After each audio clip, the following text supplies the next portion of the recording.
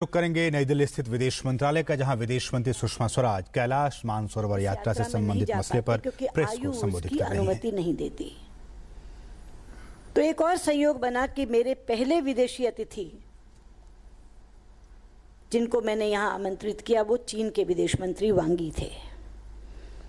तो उनसे मैंने ये अनुरोध किया कि कैलाश मानसरोवर यात्रा का हमारे यहाँ बेहद महत्व है और यात्रा दुर्गम होने के कारण हमारे बुजुर्ग मन महसूस के रह जाते हैं, यात्रा में जा नहीं पाते। तो यदि आप नाथुला पास से हमें रास्ता दे दें तो हम सड़क मार्ग से उनको कार के द्वारा, मोटर के द्वारा, जीप के द्वारा ले जा सकते हैं। तो उन्होंने बहुत सकारात्मक दृष्टिकोण अपनाते हुए मुझे कहा कि एक बार मुझे वापस जाने दीजिए, मैं तुरंत आपको इसके बारे में बताऊंगा। और मुझे खुशी है कि चंद दिनों बाद ही उन्होंने मुझे फ़ोन करके कहा कि हमने आपका वो अनुरोध स्वीकार कर लिया और हम नाथुला पास से आपका मार्ग खोल रहे हैं।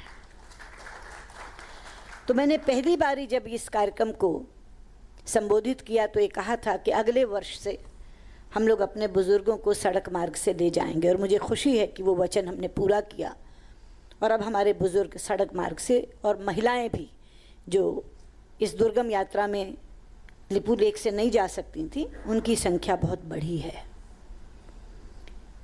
एक मैं विशेष उल्लेख करना चाहूँगी दो लोगों का, एक मांगेराम जी का जो धर्म यात्रा संघ से संबंधित है और एक तरुण विजय जी का, जिन्होंने इस यात्रा को बहुत प्रचारित किया और उसका परिणाम हमारे सामने आया कि आवेदकों की संख्या 1400 बढ़ गई। पिछली बार हमारे यहाँ आवेदक 2600 थे, इस बार 4000 से ज़्यादा आवेदन हमारे पास आए हैं। और पिछली बार हमारी सीटें ज़्यादा होती थी, यहाँ तक कि हमारी प्रतीक्षा सूची भी पूरी हो जाती थी और तो भी सीटें कुछ खाली रह जाती थी। शायद ये पहला वर्ष ऐसा होगा कि हमारी सारी सीटें भर जाएंगी और हो सकता है कि कुछ श्रद्धालु रह जाएं जिनको हम लोग अगले वर्ष ले जा सकेंगे। आज जैसा कि अभी कहा प्रदीप जी ने कि एक सतत प्रक्रिया हमारे मन में सुधार की रहती है और उसका सबसे बड़ा माध्यम है आपके अपने अनुभवों को हमारे साथ साझा करना। हम हर यात्री से कहते हैं कि आप हमें अपने अनुभवों के आधार पर बताइए कि क्या कठिनाइयाँ आई और उनको कैसे सुधारा जा सकता है। पिछली बार हमको एक अनुभव आया जिसमें कई लोगों ने ये लिखा कि आप एक जत्थे में एक परिवार के 2 लोगों को अनुमति देते हैं। अगर दंपति दोनों बूढ़े हैं, पति पत्नी जा रहे हैं और उनकी उम्र बड़ी है, तो आमतौर पर उनके बच्चे ये कह देते हैं कि आपकी कोई देखभाल करने वाला तो है नहीं, हम आपको कैसे भेज दें। ये एक बड़ी बाधा वृद्ध दंपतियों के लिए आती थी। तो एक ये सुझाव आया कि अगर आप 2 की जगह संख्या एक जत्थे में एक परिवार की 4 कर दें, कि 2 वो पति पत्नी चले जाएं, उनके साथ वो बेटा बहू चले जाएं या अपने किसी और रिश्तेदार को ले जाएं, तो 2 की जगह 4 करने पे वो उन बुजुर्गों की संख्या और बढ़ जाएगी और बच्चों के मन में जो ये आशंका रहती है कि हम आपको अकेले कैसे भेज दें, वो भी समाप्त हो जाएगी। ये सुझाव हमें भा गया और इस बार से हमने निर्णय किया है कि एक जत्थे में एक परिवार के 4 लोगों को हम एक साथ जाने देंगे बजाय 2 लोगों के। तो मैं आपसे भी कहना चाहूँगी कि आप अपनी यात्रा से लौटने के बाद हमें ज़रूर अपने अनुभव लिखिए। बल्कि मैं तो चाहती हूँ इस तरह की यात्रा करने वाले रोज़ अपनी डायरी लिखें। यात्रा का रोमांचक अनुभव जो होगा, कोई कठिनाइयाँ हैं तो उनके बारे में आप लिखें और बाद में उस अनुभव को हमारे साथ साझा करें। हमें लिखकर भेजें कि कैसे उसको दुरुस्त किया जा सकता है, या केवल कठिनाई भेज दें, हम निकालेंगे रास्ता उसका। क्योंकि जैसे मैंने कहा कि बहुत कम चीज़ें हैं विदेश मंत्रालय में ऐसी जो सीधे नागरिकों से राब्ता रखती हैं। एक हमारे पासपोर्ट है जो सीधे जाता है, पहले हज भी था, अब हज तो अल्पसंख्यक मंत्रालय को चला गया है। ये कैलाश मानसरोवर यात्रा है, या फिर विदेशों में बसे हुए भारतीय हैं जिनकी सुरक्षा के लिए हम लोग हमेशा तत्पर रहते हैं। तो ये यात्रा सुगम से सुगम होती जाए, बेहतर से बेहतर होती जाए, इसकी ओर हम लोग लगातार प्रयासरत रहते हैं और जिसमें आपके अनुभव हमें बहुत ज़्यादा फायदेमंद होंगे। मैं मांगेराम जी और तरुण विजय जी के साथ साथ कुछ राज्य सरकारों का भी आभार प्रकट करना चाहूँगी।